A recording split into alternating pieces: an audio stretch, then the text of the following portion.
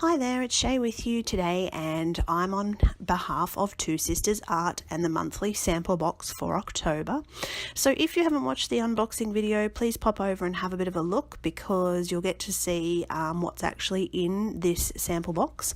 And the idea of the sample box is to really give you a chance to play around with some mediums, and then if you like them, you might want to buy them. So a lot of the time with mixed media, it's really hard to know if a product is something that you will use before you go out and spend lots of money on buying all the colours. So the idea of the art box is to give you a chance to explore some products and to actually see what you like. Now, obviously for us, we get to have a bit of a play along and show you some techniques and a few fun things that you can do with the products in the art box. So when I first saw the acrylic paints, I thought to myself, okay, how am I going to turn these into something that I could use on a scrapbook page? So what I did was I grabbed a 12 by 12 sheet of white cardstock and I've cut that into 4 6 by 6 sheets. Now, what I'm doing is actually making my own background papers. So the first one you saw me do was with the purple and the pearl white, and I used my brayer just to spread that colour around, and I quite enjoy how that one's come out. I really like the stripe paper as well. This particular time where I'm using the brayer and the acrylic does not work out as planned. I can't get that acrylic paint to flow through the stencil, but I am going to show you with the stencil a little bit further along. So I end up just using a lighter colour of the yellow because it's mixed with the pearl, and making sort of a lightly patterned paper as well. Now, finally, the last type of paper that I use is with the purple, and I'm simply just going to use a paintbrush and I'm going to paint some little crosses onto this page. It's nothing technical, but thinking about what sort of papers you might get in a paper range. You know, you'll sometimes get some stripes, you'll get a watercolor type wash, you'll get something with patterns or florals or things like that. So I just wanted to make my own type of pattern paper and then be able to have that available for me to use in a layout of my choice. Now, my layout turns out to be a lot more yellow than it does purple, so I don't actually use the purple patterned papers as such, but they're still good to have in your stash. You just never know when you might need a piece of pattern paper that you can use on a layout. So let's have a little bit of a look at the layout, and it was a bit of a challenge for me, but I hope that despite what the final product is, that you may pick up a little technique from this video. So the first one is the use of the impasto.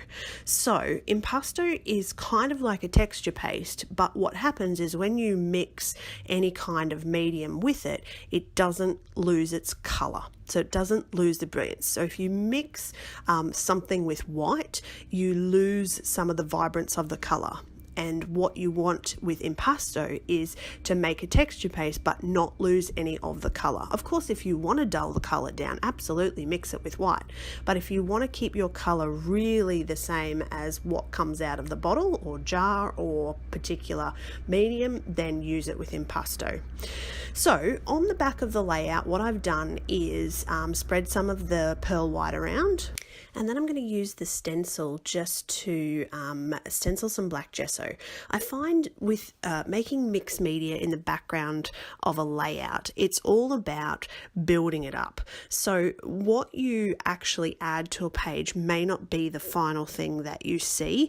So you can see that I know I'm going to cover up the middle section of this page with some paper and my photos and some other elements. I've just added that bit of stenciling around the outside. And this is where the impasto is going to come in as well. So I'm just using my little old chopping board here, and as I mix it, you can see that that impasto has now got a texture paste kind of texture to it, but it doesn't actually lose any of that color by adding the white of texture paste, if that makes sense. So you really get quite a vibrant colour, and you can use impasto with anything. You can use it with like any of your shimmer powders. You can use it with like acrylic paints, lots of different uses. Now, because I had a little bit of the yellow texture paste left over, I've dug out my art journal and I'm actually going to spread a little bit with the same stencil into my art journal. So again, nothing too technical, just using up what's left over in different ways. Now, as you can see, I've chosen some photos and I've gone with a yellow photo as well.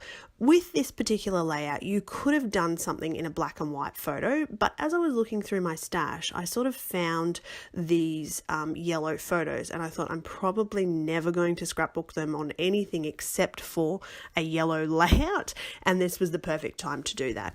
Now you can also see too that I'm using some of those 6x6 pattern papers in different ways on the page as well. So this is how I would use just a standard any kind of 6x6 pattern paper that I'd picked up at a store, but I've actually created those myself.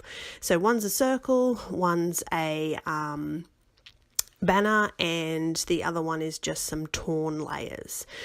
Now, off camera, I've gone ahead and I've stuck those together and added some cardboard just to help them lift off the page. And I've gone back to my little box of tricks and I've pulled out anything I could find that had a yellow or a black type of feel to the layout. And all I'm doing now is embellishing that page. So having a look at what I want to sit where, how things are going to go. Again, sometimes I'm cutting some of these elements because I'm going to use some at the top and some at the bottom. And behind the photo, you can see that I'm not actually leaving a lot of wastage because nobody is going to see what's behind that photo. And until you actually watch this process video, you would have had no idea that only half of what was actually featured behind that photo was what was there. So just remember too that if you like an embellishment, you can tear it in half. You can use part here, part there.